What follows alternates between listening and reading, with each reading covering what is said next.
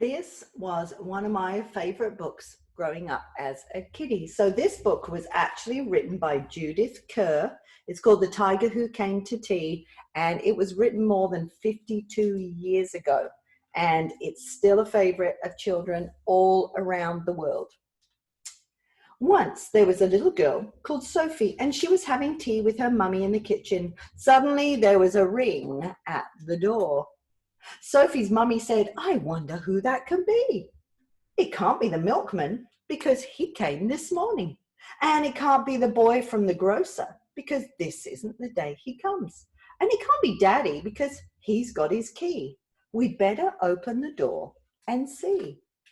Sophie opened the door and there was a big, furry, stripy tiger. The tiger said, "Excuse me, but I'm very hungry. Do you think I could have tea with you?" Sophie's mummy said, "Of course, come in." So the tiger came into the kitchen and sat down at the table.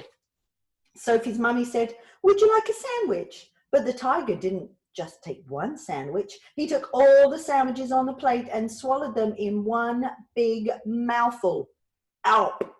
And he still looked hungry, so Sophie passed him the buns. But again, the tiger didn't eat just one bun. He ate all the buns on the dish, and then he ate all the biscuits and all the cake until there was nothing left to eat on the table.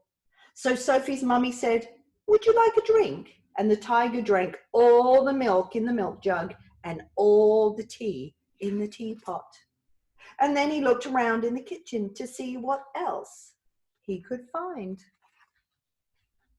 He ate all the supper that was cooking in the saucepans and all the food in the fridge and all the packets and tins in the cupboard.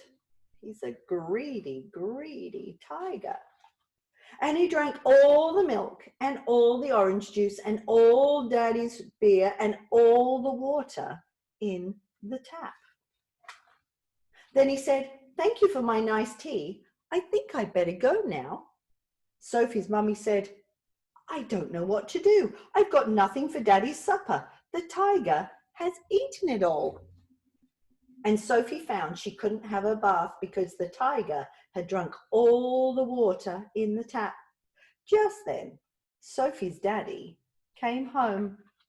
So Sophie and her mummy told him what had happened and how the tiger had eaten all the food and drunk all the drink.